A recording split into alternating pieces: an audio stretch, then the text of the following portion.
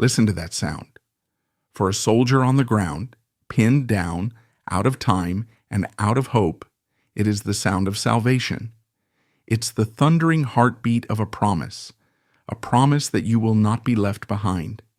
It's the sound of a two-rotor, 30-ton angel of mercy coming to carry you out of hell. The men who fly these machines are a special breed. They fly into the places everyone else is desperately trying to flee. They are the 160th Special Operations Aviation Regiment, the Night Stalkers. And their creed is simple: Night Stalkers don't quit. Most of us think we know the story of Operation Red Wings. We've seen the movie, maybe read the book. It's a harrowing tale of courage and survival, focusing on a small team of Navy SEALs who were compromised on a high-stakes mission in the mountains of Afghanistan. It is a story rightly dominated by the grit of the SEALs and the incredible ordeal of the lone survivor. But there is another story woven into that tragic day, a story of 16 other men, 8 Navy SEALs, and 8 Army airmen, a story that rises with that sound of salvation and ends in a deafening silence. Their helicopter was codenamed Turbine 33, and one of the men aboard, a man entrusted with the very life of that machine, was Sergeant First Class Michael L. Russell. He wasn't a Navy SEAL. His face isn't on the movie poster, but his sacrifice is the very spine of the story. Because on June 28, 2005, Michael, Russell, and the crew of Turbine 33 heard the call. They knew the risks, and they went anyway. This is the story of the man inside the machine, a husband, a father, and a quiet professional who made the ultimate sacrifice to uphold that sacred promise. This is the story of a Night Stalker. To understand the choice Michael Russell made on that June day, we have to go back to the world of 2005. The initial shock of the 9/11 attacks had subsided, but America was now deep into 2 grinding wars in Iraq and Afghanistan. The war in Afghanistan was no longer a swift campaign of overthrowing the Taliban. It had evolved into a deadly game of cat and mouse in some of the most unforgiving terrain on the planet. The front line wasn't a neat trench, it was everywhere and nowhere. The setting for our story is the Kunar province in eastern Afghanistan, a place that earned a grim nickname from American soldiers, the Valley of Death. It's a breathtakingly beautiful and brutally hostile landscape of soaring peaks, deep ravines, and isolated villages clinging to the mountainsides. Here, the Hindu Kush Mountains scrape the sky, their jagged ridges providing perfect cover for insurgents. Communication signals die in the narrow valleys. The air is thin, making it difficult for helicopters to generate lift. It is a place that gives every advantage to the home team. And in the spring of 2005, the home team was a well-entrenched local militia led by a man named Ahmad Shah. Shah and his fighters were disrupting coalition efforts to stabilize the region and were responsible for numerous attacks on American forces. Operation Red Wings was conceived to stop him. The plan was classic special operations. A small, 4-man Navy SEAL reconnaissance and surveillance team would be inserted covertly onto a high ridge overlooking Shah's suspected location. They would observe, gather intelligence, and then a larger force would come in to eliminate him. It was a high-risk, high-reward mission, typical of the shadow war being fought in those mountains. The 4 SEALs were the tip of the spear, but every spear needs a shaft, the strength and support that makes it effective. That strength came from men like Michael Russell and the 160th Special Operations Aviation Regiment, the pilots and crews who owned the night and made missions like this possible. They were the lifeline, the invisible thread connecting those 4 men on the mountain to the safety of their base. A thread that, on that day, would be stretched to the breaking point. Michael Lee Russell was not born into a storied military dynasty. He was a son of Falls Church, Virginia, born in the autumn of 1973 and raised in the nearby community of Stafford. He was, by all accounts, a quintessential American kid, growing up in the 1980s, a product of a stable, loving home with his parents, Lee and Linda, his older brother Lee, and his younger sister Melissa. It was a life far removed from the global conflicts that would later define his own. In October of 1991, at the age of 18, he made a decision that would set the course for the rest of his life. He enlisted in the United States Army. The world was in flux. The Berlin Wall had fallen, the Soviet Union was collapsing, and the U.S. had just concluded the swift and successful Operation Desert Storm. It was a time of American military confidence. Russell chose a path that was more practical than glamorous. He didn't sign up to be an infantryman or a commando. He chose to be a CH-47 Chinook helicopter repairer. He was going to be a mechanic, the guy who understood the intricate guts of the Army's heavy-lift workhorse. This choice speaks volumes about his character, a deliberate, focused individual fascinated by how things work, content to be the vital expert behind the scenes. His career began with basic training at Fort Jackson, South Carolina, followed by advanced training to learn his craft. His first duty station took him to the sunny shores of Barbers Point, Hawaii.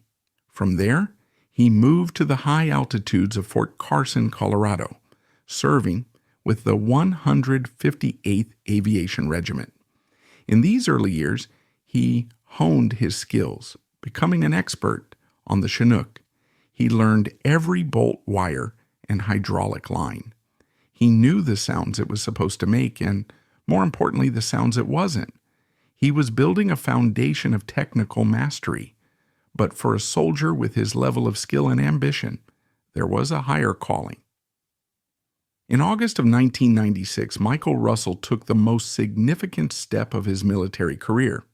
He was assessed, selected, and assigned to the 160th Special Operations Aviation Regiment, Airborne, stationed at Hunter Army Airfield in Georgia. This was the big league. The 160th SOAR is not a unit you get assigned to by chance. It is a unit composed entirely of volunteers, soldiers, who have passed a grueling selection process known as Green Platoon. They are the world's premier military aviation unit, tasked with flying special operations forces deep behind enemy lines, under the cover of darkness, in terrible weather, and at extreme low altitudes. Their motto, "Night Stalkers Don't Quit," is not a suggestion. It is a sacred bond. Here, Russell's role evolved. He was no longer just a mechanic on the ground. He trained to become a flight engineer. On a Chinook, the flight engineer is the third member of the cockpit crew, alongside the two pilots. He is the master of the aircraft systems, responsible for calculating performance data, monitoring the engines and transmissions in flight, managing the fuel, and operating the hoists and other mission equipment. He is the crucial link between the pilots up front and the crew chiefs and precious cargo in the back. Michael Russell had become the beating heart of the machine he once simply repaired. He served with the 3rd Battalion of the 160th, the Desert Hawks, a unit that specialized in long-range desert operations. His training was relentless. He completed the legendary SEER School, Survival, Evasion, Resistance, and Escape, a brutal course designed to teach a soldier how to survive if shot down and captured. He became a senior aviation badge holder, an expert with his rifle. And he deployed, repeatedly. He served multiple tours in Afghanistan for Operation Enduring Freedom, and in Iraq for Operation Iraqi Freedom. By June of 2005, Sergeant First Class Michael Russell was not a fresh-faced soldier going to war for the first time. He was a 31-year-old combat veteran, a senior non-commissioned officer, and one of the most experienced and respected flight engineers in the most elite aviation unit on the planet. He knew the mountains of Afghanistan intimately. He knew the roar of his Chinook's engines, and he knew the terrifying sound of enemy fire. He knew the risks better than anyone. Behind the decorated soldier, the seasoned night stalker, was a man with a life, a love, and a future he was building. Michael Russell was a husband to his wife Annette, and a devoted father to their 2 young children, a daughter named Lauren and a son named Logan.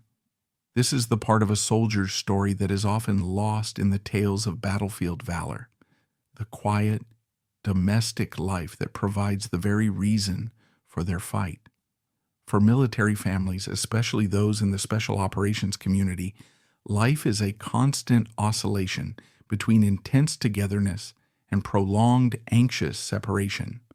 The deployments are frequent, long, and often to places that can't be discussed. Communication is sporadic. Every knock on the door, every unfamiliar car pulling up to the curb carries a weight of potential dread. But the moments at home are cherished with a fierce intensity. For Michael, coming home to Stafford, Virginia, was a return to normalcy. It was trading the deafening roar of a helicopter for the laughter of his children. It was swapping a flight helmet for a baseball cap to coach a little league game. It was the simple, beautiful texture of a life he was fighting to protect.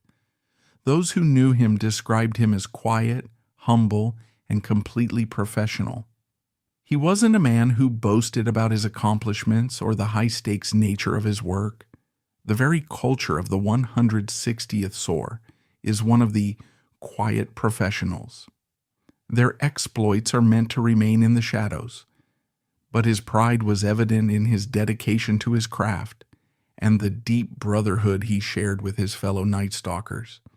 This bond is one of the most powerful forces in a unit like the 160th. These men train together, deploy together, and face death together. They trust each other with their lives implicitly. The pilots trust their flight engineer to keep the machine running, and the flight engineer trusts the pilots to fly them through hell and back. It is a synergy born of shared hardship and absolute competence.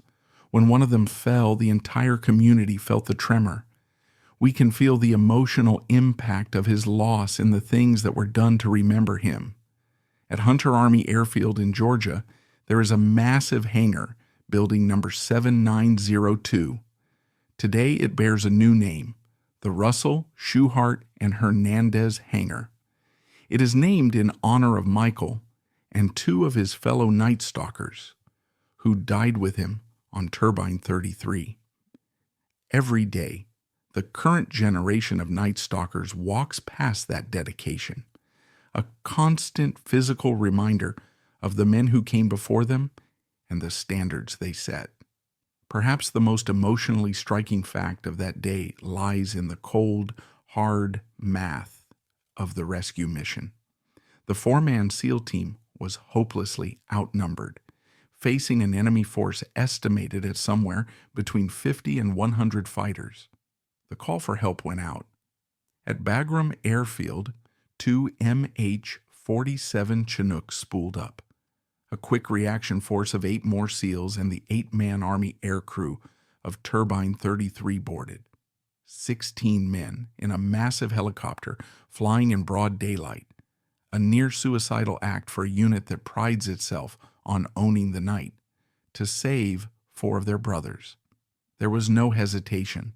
The creed, Night Stalkers Don't Quit, meant more than the risk. The promise to not leave a man behind superseded the overwhelming danger. Michael Russell and the 15 other men on that aircraft were the living embodiment of that promise. They were its price. The story of Operation Red Wings is fraught with painful questions and debates that still echo within the military community. To examine them is not to lay blame or disrespect the fallen, but to understand the full, complex, and tragic weight of the event. It's to acknowledge that battlefield decisions are made in moments of extreme pressure with imperfect information and can have cascading consequences that are impossible to foresee. The first point of contention begins with the SEAL team on the ground. The mission's integrity was shattered when 3 local goat herds, including a teenage boy, stumbled upon their hiding place. The SEALs were faced with an impossible choice, a classic ethical dilemma taught in war colleges, but rarely encountered with such immediate life or death stakes. Their rules of engagement were clear. They could not harm unarmed non-combatants. They had 3 options. 1, kill the goat herds, violating the rules of engagement and their own morality, but guaranteeing their mission's security. 2, tie them up and leave them to likely die of exposure in the cold mountains, a slower but equally certain death sentence. Let them go, upholding the rules and their humanity, but knowing they would almost certainly run to the nearest village and alert the Taliban. After a tense debate, the team leader, Lieutenant Michael Murphy, made the call. They let the goat herds go. It was a decision rooted in decency, a refusal to murder unarmed civilians. But it was also a decision that sealed their fate. Within an hour, the SEALs were surrounded and engaged in a furious firefight for their lives. This single agonizing choice on the mountaintop is the pivot upon which the entire tragedy of Operation Red Wings turns. This leads to the second major controversy, the rescue attempt itself. When the desperate call for help reached the base, the command element faced its own terrible dilemma. A rescue mission was not a question of if, but how. The ideal would have been to have dedicated attack helicopters like the AH-64 Apaches escort the transport Chinooks, suppressing enemy fire and clearing the landing zone. But for a variety of reasons that are still debated, availability, fuel, timing, the Apaches were not there. The decision was made to launch the Quick Reaction Force immediately without the gunship escort. Furthermore, the mission was launched in the bright light of a late afternoon. The Night Stalkers, as their name implies, are masters of darkness. They use advanced night vision technology and low-altitude flying techniques to operate with near impunity after the sun goes down. A daylight mission in a hot landing zone, in a massive, relatively slow-moving Chinook, was a violation of their own fundamental tactics. It was a calculated risk, a gamble that the speed of the rescue was more important than the cover of darkness. The commanders were betting the lives of the 16 men on Turbine 33 on the hope that they could get in and out before the enemy could react effectively. Tragically, it was a losing bet. As Turbine 33, with Michael Russell at his post as flight engineer, approached the landing zone, it was an irresistible target. An insurgent on the ground shouldered a rocket-propelled grenade launcher, an RPG-7. He fired. The grenade struck the helicopter near the rear transmission, a vulnerable point. The massive aircraft, full of fuel and men, erupted into a fireball and plunged into a ravine. There were no survivors. The impossible choice of the SEALs on the ground had led to the desperate choice of the commanders in the air, and it all culminated in the single deadliest day for naval special warfare since World War II, and the greatest single loss of life for the 160th Special Operations Aviation Regiment in its history. The debates about the what-ifs of that day, what if they had killed the goat herds, what if they had waited for gunships, what if they had waited for nightfall, are agonizing precisely because there are no easy answers. There is only the tragic outcome. The immediate consequence of the downing of Turbine 33 was catastrophic. The mission to kill or capture Ahmad Shah had not only failed, it had resulted in the deaths of 19 of America's most elite warriors. 3 of the 4 SEALs on the ground, and all 16 men aboard the rescue helicopter. The event sent a shock wave through the tight-knit U.S. Special Operations community. It was a brutal reminder that even the best-trained, best-equipped soldiers are vulnerable. In the wake of the tragedy, the military conducted exhaustive reviews. The loss prompted significant changes in tactics, techniques, and procedures. There was a renewed emphasis on the absolute necessity of robust air support for any special operations mission, especially in high-threat environments like the Kunar province. Communication protocols were scrutinized, as the SEAL team had struggled to maintain contact from their deep mountain hide site. The lessons of Red Wings were written in blood, and they informed how similar operations would be conducted for the remainder of the war. Years later, the story of Operation Red Wings burst into the public consciousness, largely due to the 2007 best-selling book Lone Survivor, written by the mission's sole survivor, Navy SEAL Marcus Luttrell, and the major motion picture that followed in 2013. These works brought a new level of awareness and appreciation for the bravery of the men involved.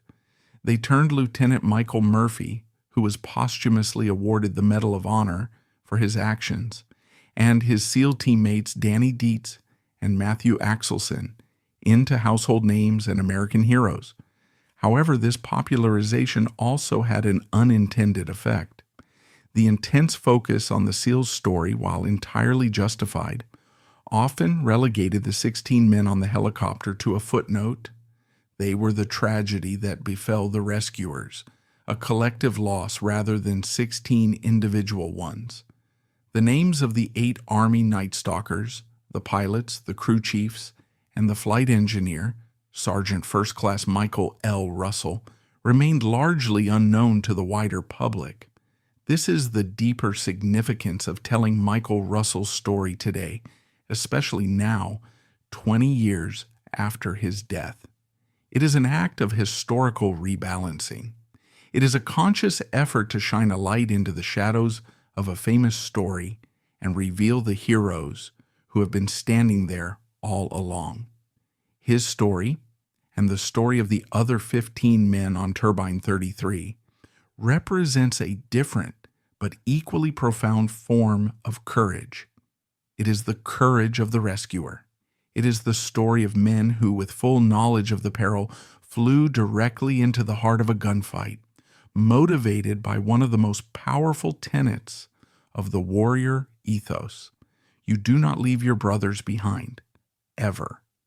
Michael Russell's legacy is not just in the list of medals he was awarded, including the Bronze Star, the Purple Heart, and the Meritorious Service Medal he received posthumously. His true significance is in the action itself, the final decisive act of a life dedicated to service. His story matters because it reminds us that for every hero in the spotlight, there are countless others supporting them, flying for them, and, if necessary, dying for them. His story is a powerful, poignant testament to the invisible cost of war. It is not found in the grand strategies or the political debates, but in the empty chair at the dinner table, in the silenced voice on the other end of the phone. The tragedy of Operation Red Wings is immense, but it is made up of 19 individual tragedies, each one rippling outward to devastate families and communities. Michael Russell's story forces us to look beyond the cinematic portrayal of warfare and confront its deeply personal human price. He and the crew of Turbine 33 were the answer to a prayer from a mountainside.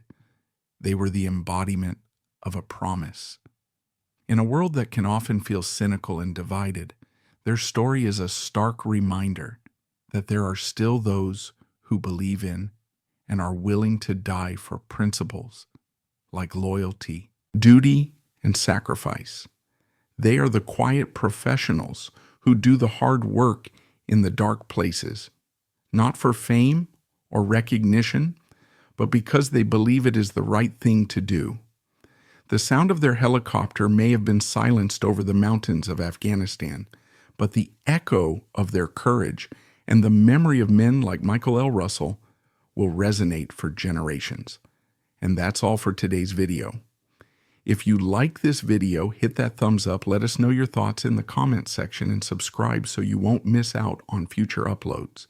See you next time.